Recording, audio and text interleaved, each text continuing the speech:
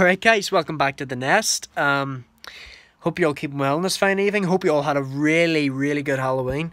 Even though I didn't really go out for it, but none of us could go trick-or-treating. I think I'm a wee bit too old for trick-or-treating. I'm coming 20 this Christmas. But it was still good. I managed to have some food around the place. I just managed to, just enjoy myself. Had family come over, it's still fun to do. Anyway, today's video, I want to do something a wee bit different. I'm deciding to call this video Storytime at the Nest. And I just want to talk about, a lot of memories that I've had in the past, growing up so far. And one of my favourite memories was skiing. And I want to call this story, wait for it, drum roll, The Tale of the Pamparova Bells. Okay, so if you're wondering what I'm talking about, hope you can all see me okay. I've got my wee torch down here. It's a bit too bright. Yeah, that should do fine. In my last 2 years of school, in lower and upper sixth, me and my friends always went on these school trips.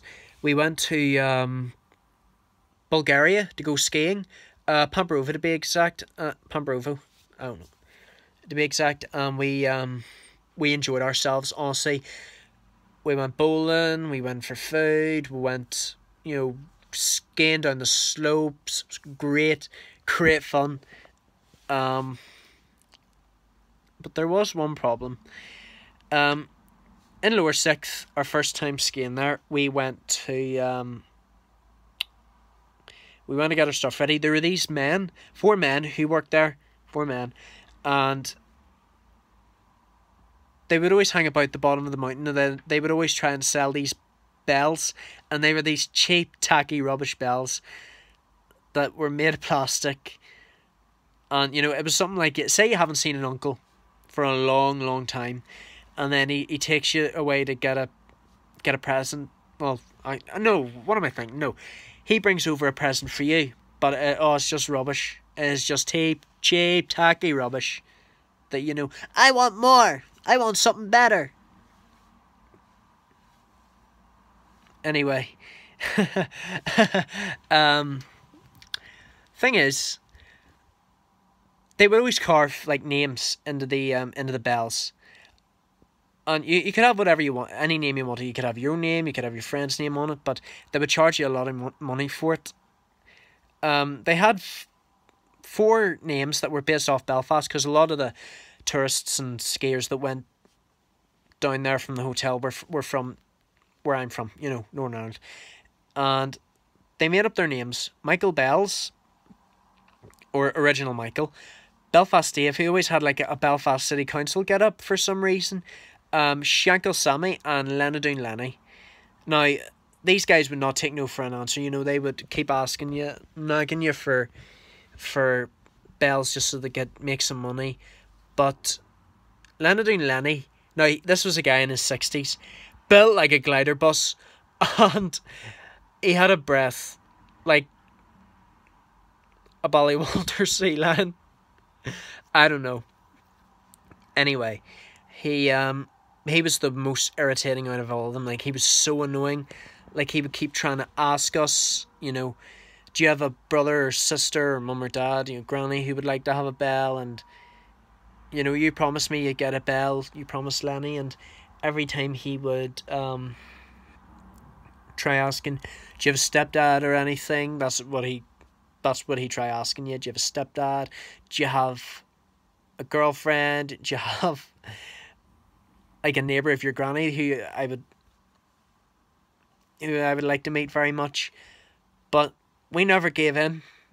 Oh, one of my friends never gave in. And he'd just try and guilt trip us. Like, he'd always try saying, right, you're not Lenny's friend. I don't like you. Don't ever come near me ever again.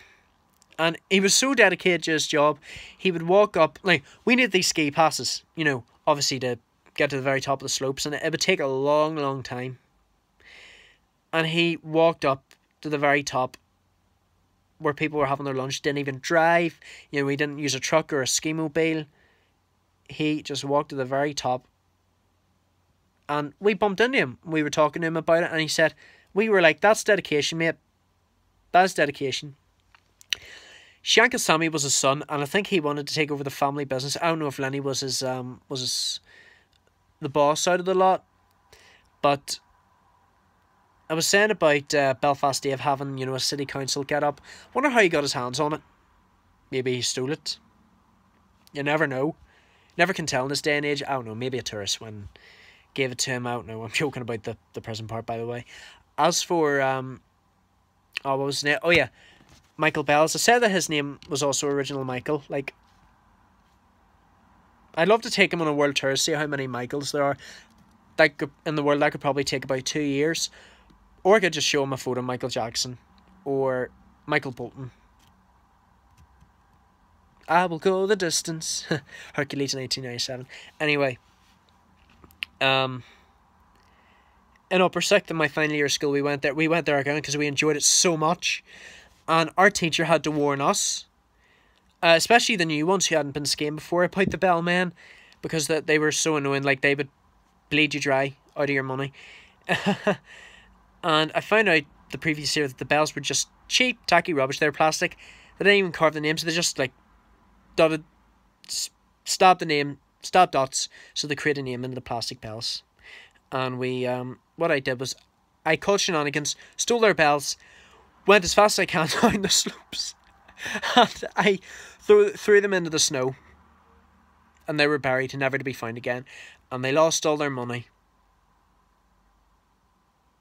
As for Lenny, his teeth rotted so bad that he had to get a shark jaw transplant, like a great white or something. Just imagine, he would have the biggest jaws of a human ever known. Imagine if Megalodon were still alive, he could just, right to my bedroom wardrobe there. I don't know how large my wardrobe is, I'm not good with heights, but anyway, that is the story of the bells. I do have to say that would have been a good ending if it were real, if I actually did steal the bells, but I wouldn't get in trouble for that. But yeah, I hope you enjoyed my my story time. I would love to be sharing more background stories, but yeah, I'll try and think more. I love you all to death. Thank you so much for watching. Don't forget to like and subscribe, and I shall see you all at my nest next time. Thank you all for watching. Love you to bits.